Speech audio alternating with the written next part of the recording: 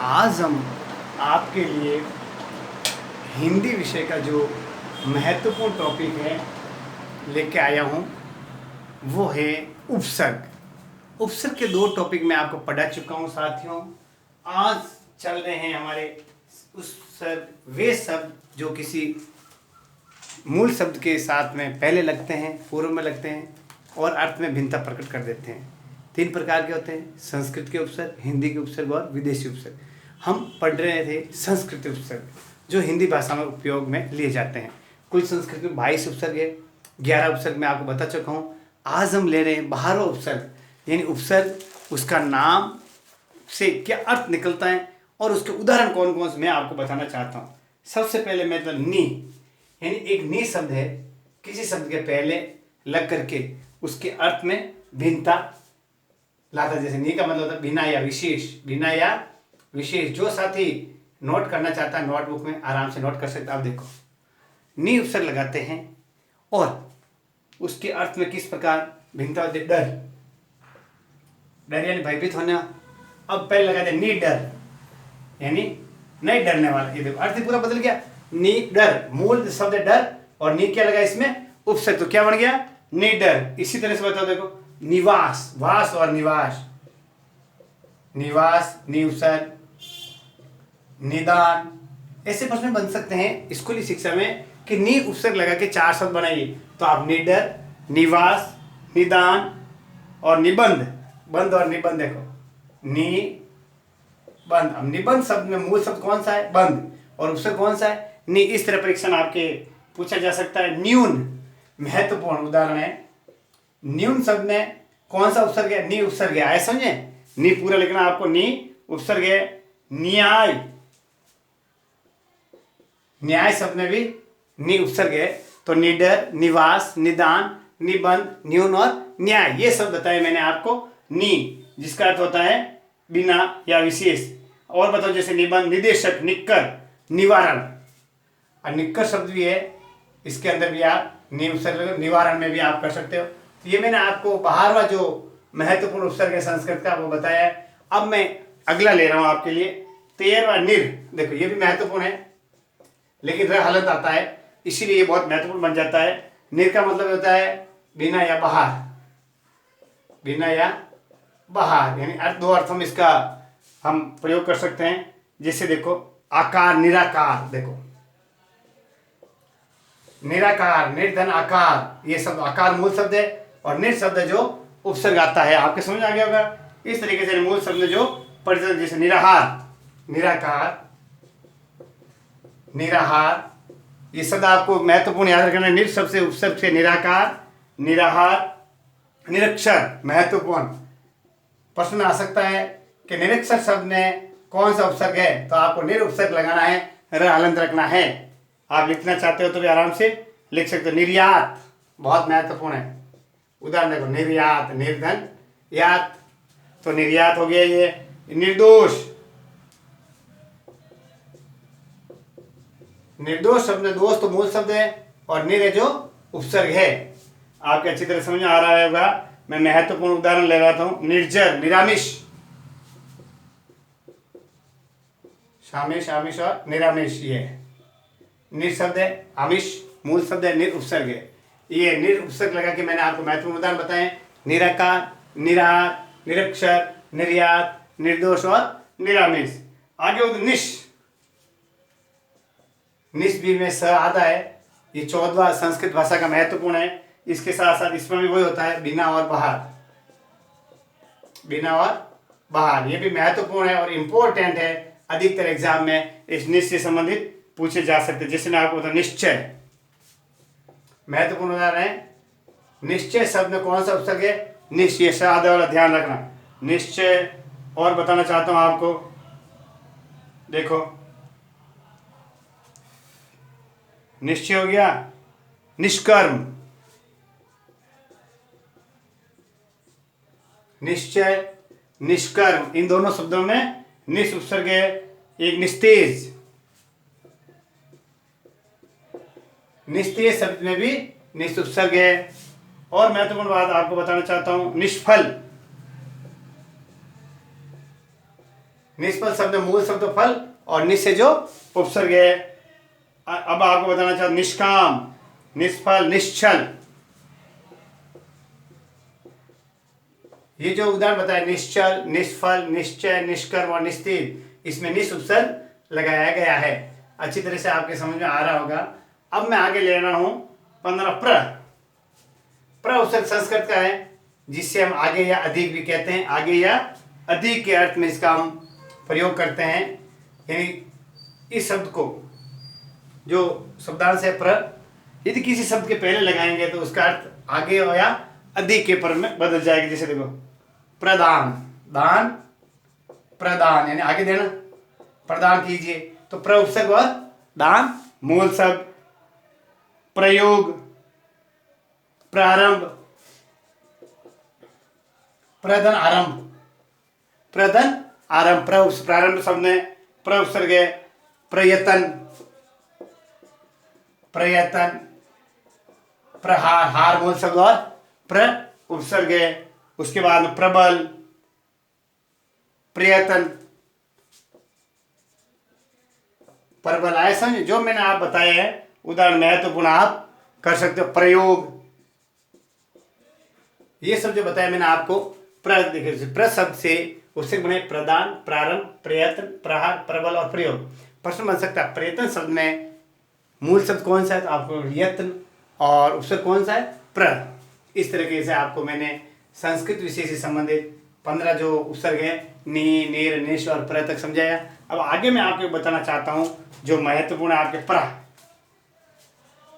प्रा मतलब पीछे, ऐसे प्रा का मतलब क्या होता है, पीछे, अधिक या विपरीत, उल्टा, विपरीत या अधिक। इन शब्दों के अर्थ में हम प्रा का प्रयोग करते हैं। जैसे देखो पराजय, जय का उल्टा हो गया, विपरीत हो गया।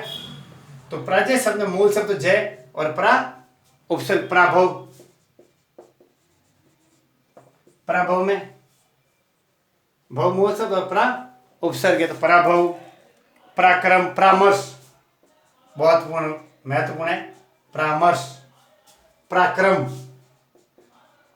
क्रम मूल शब्द और परा उपसर्ग है। पराजय, पराभव, पराक्रम और प्रकाष्ठा, काष्ठा मूल शब्द और परा उपसर्ग है। तो प्रा शब्द से पराजय, पराभव, परामर्श, पराकाष्ठा, परावर्तन, परामर्श, ये जो बताया मैंने आपको महत्वपूर्ण प्रा से संबंधित बताया। अब मैं आपको आगे और ले लेता हूं। आज हम जो संस्कृत के उपसर्ग है पूरे 22 के 22 आपके लिए पूरे कर लेते हैं। जो उपसर्ग का तीसरा पार्ट चल रहा है इसमें आज पूरे हो जाएंगे।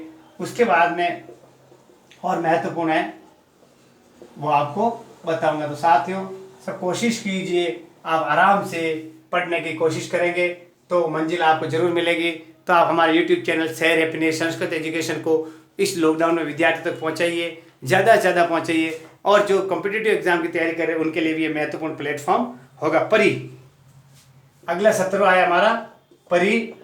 परी यानी आगे या चारों ओर, चारों ओर। इस अर्थ में हम परी जो उपसर्ग है, इस परी उपसर्ग के लिए हम क्या करेंगे, चारों ओर या आगे या पास में भी आप इसको लग सकते हैं।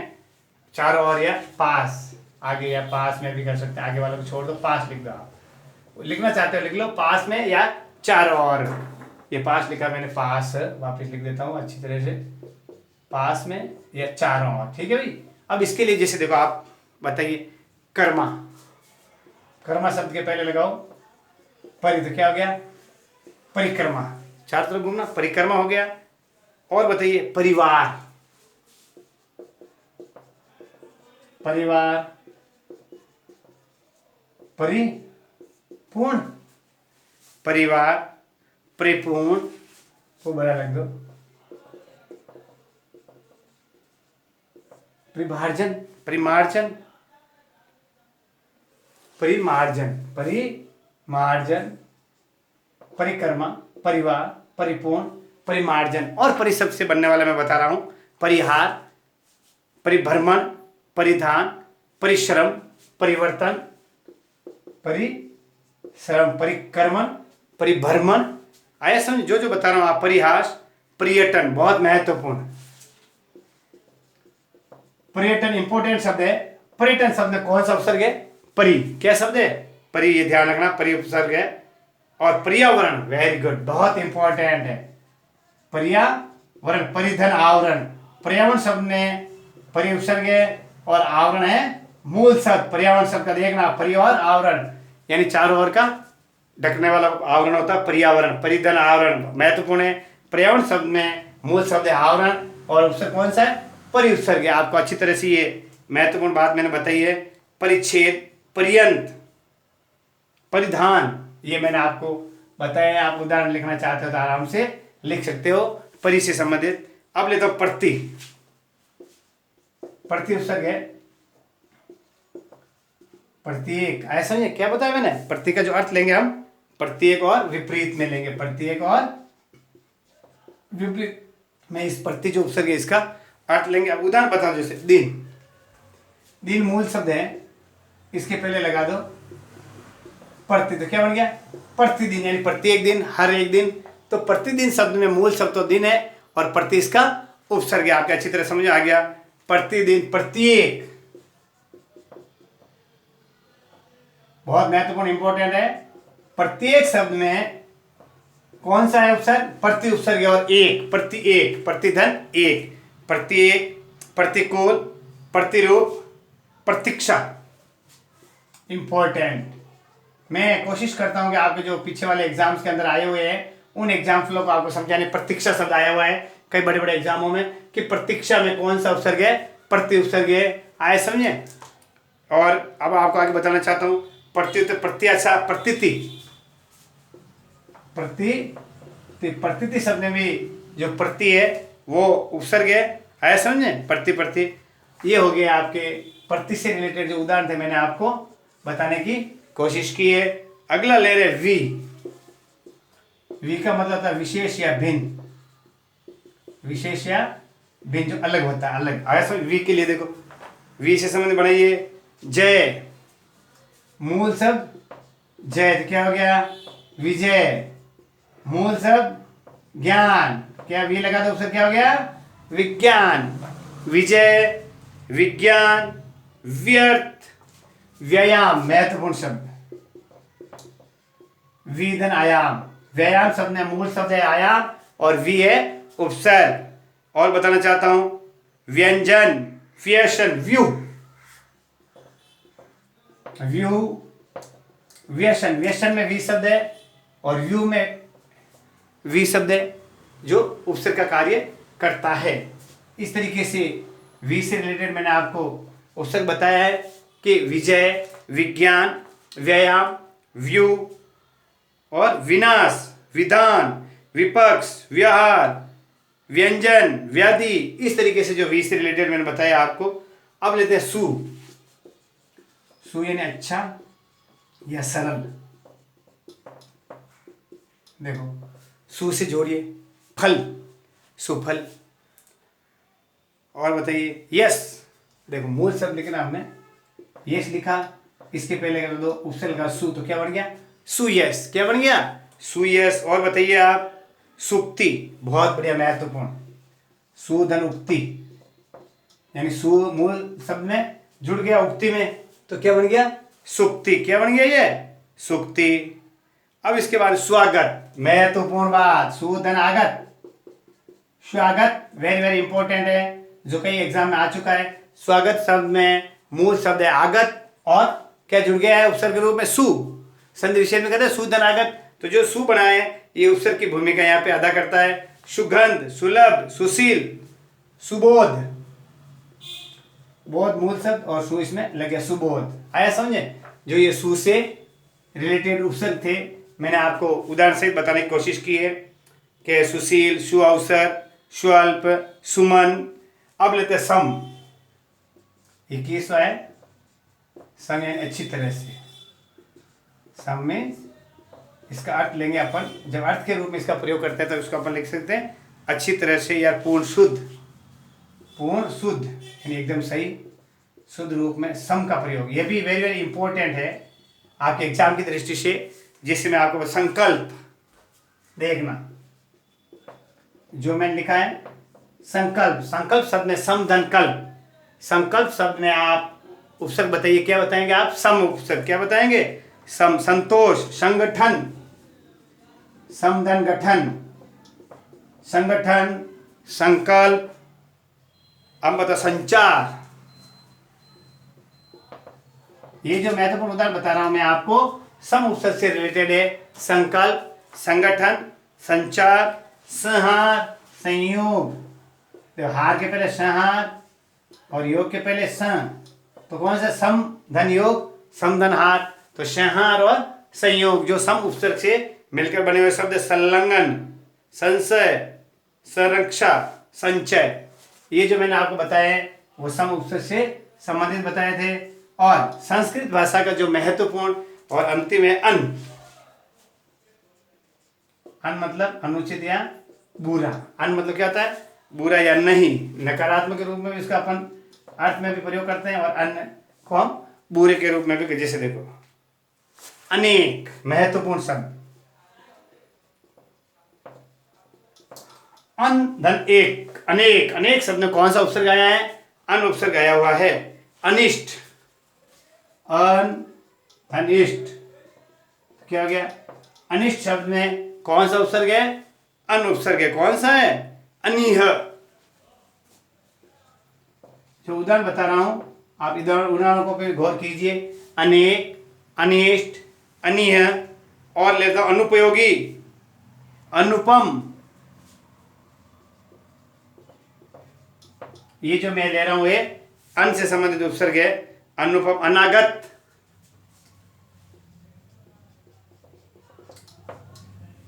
अंधन, आगत, अनागत। तो अनेक, अनिष्ट, अतिह, अनुपम, अनागत और अनुपयोगी, अनुपयुक्त, अनुचित, अनन्य, अनेक, अनाहुत, अनादि। ये जो महत्वपूर्ण थे 22 जो उपसर्ग थे, मैंने आपको हमारे YouTube channel share happiness Sanskrit education के माध्यम से आप तक पहुंचाने की कोशिश की है। संस्कृत की जो प्रमुख या पूरे कह सकते हैं संस्कृत में 22 उपसर्ग होते हैं, उन 22 उपसर्गों के प्रमुख उदाहरण जो भी पिछले एग्जाम में आ चुके हैं और आगे भविष्य में आने की संभावना है, महत्वपूर्ण उदाहरण सहित, यानी उपसर्ग जो शब्द है उसमें उपसर्ग किस प्रकार निकाला जाता है, मूल शब्द किस प्रकार बताया जाता है, ये सब ट्रिक मैंने आपको इस YouTube वीडियो में आपको बताने की कोशिश की है। तो आप आराम से समझिएगा। जो आज हमने हमारे इस YouTube चैनल में आपको संस्कृत के रिलेटेड जो भी थे सारे उपसर्ग आपको बता दिए। आप चाहो तो नोट करते रहो, आराम से 2 मिनट में आप नोट कर सकते हैं कि हर कोई जो एग्जाम्पल दिया है मैंने, इनको उदाहरण सहित आप लिख सकते हैं। तो हम आगे इससे संबंधित बताना चाहता हूँ कि जो नेक्स्ट है संस्कृत और अन्य है, उनको भी हम हिंदी में यूज करते हैं, जो उसको हम आगे आने वाले वीडियोज़ में आप देखिए। तो नमस्कार साथियों, आराम से तैयार कीजिए और पढ़ाई कीजिए।